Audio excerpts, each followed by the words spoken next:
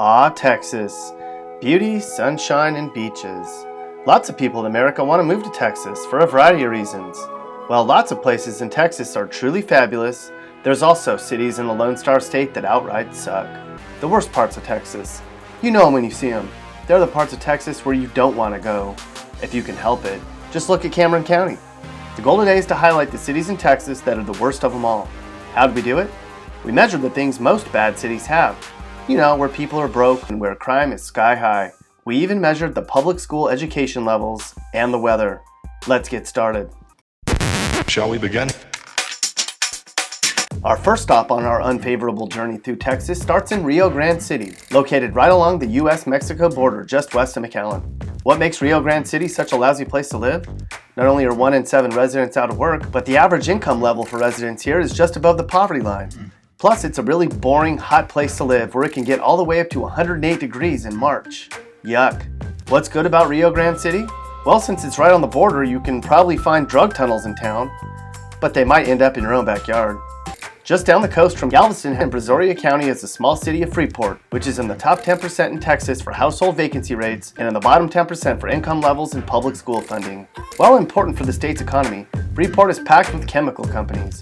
Plus, you're right on the coast, which means hurricanes are always in the back of your mind. Is there an upside to living in Freeport? Well, the crime isn't as high as other locations, and if you like Mexican food, then there's just about more tacos per capita than anywhere else in the state.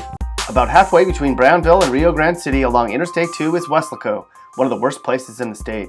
You know when you get there because you'll see a car up on blocks. Weslaco has one of the highest crime rates in the entire state and is the type of place you don't want to let your guard down, or you're going to have a bad time.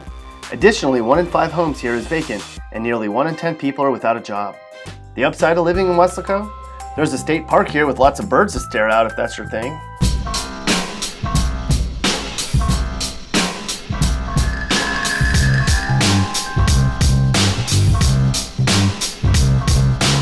Way out in the suburbs north of Houston is the lousy city of Tomball, Texas. Crime is above average, the cost of living is fairly high, and the commute times are horrible. If you work in downtown Houston, you have to spend lots of time back and forth on Route 249 every day. Yuck. On the bright side, Tomball has 3 Whataburgers within a 10-minute drive. If you drive up the highway from Beaumont, before you even finish that Dr. Pepper, you'd be in Vidor. And you'd be scared. When you factor in a low student expenditure and a very high unemployment rate, Vidor is just a very lousy place to live. What else is interesting about Vidor? Well, it's been a long-time haven for the KKK, so the racial separation here makes this an even worse place to live than the numbers indicate. We built this city, and now it sucks. Welcome to Mercedes, Texas, the 5th worst place to live in the entire state. What's the deal with this part of the state anyways? Mercedes is another awful place to live in the Rio Grande Valley. And don't let the name of the city fool you either.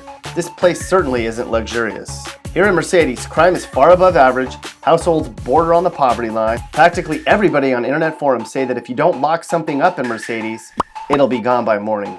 What's good about Mercedes? Well, there's a lot of strip malls here. And Mercedes residents earn more than people in Donna, so they can brag about that if they want. Continuing our worst tour of Texas, we come to Galveston, right on the Texas coast. Galveston has an astounding 38% vacancy rate. Yeah, it's a beach town and homes are used for vacations, but that's still off the charts high. Additionally, crime here is very high and household incomes are very low. Factor in one of the least sunniest places in the state and you've got a lousy place to live. The upside of living in Galveston? You get to meet lots and lots and lots of new people on Galveston's beaches every summer. Back down along the Interstate 2 corridor that we've identified as being awful is the real crummy city of Donna, Texas.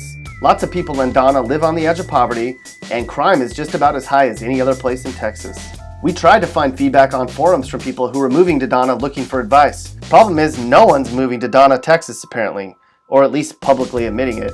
What about fun? Donna has a library, a paintball field, a bar, and a Redbox machine where you can get all the latest movies. And Donna High School won the 1961 2A state football title. So they have that. Just down the road from Beaumont, also in southern Texas, is the coastal city of Port Arthur, where 1 in 5 homes is vacant and unemployment is almost twice the national average. If you like sunny days, Port Arthur ranks almost dead last in Texas in terms of number of sunny days a year. On the bright side, spending levels for public schools in Port Arthur is the 2nd highest in Texas. That's awesome. Plus, Port Arthur High School has 2 high school football titles under their belt. And where's the worst city in Texas? That would be Jacksonville, hands down. Located way out in the middle of nowhere in eastern Texas, Jacksonville's a boring place with a really bad economy. Jacksonville's 20th in crime, has a 6% unemployment rate, and school spending is just about as low as you'll see in the Lone Star State. When you're in some of the worst Texas communities, some parts might be hard to tell apart, but you can tell who's from Jacksonville though. They're the ones with the 40, the pistol, beat-up car, and a pit bull. And Jacksonville High has 0 state football titles to their credit. If you don't live in Jacksonville or any of the other Texas cities we mentioned, you don't have it that bad. Congratulations.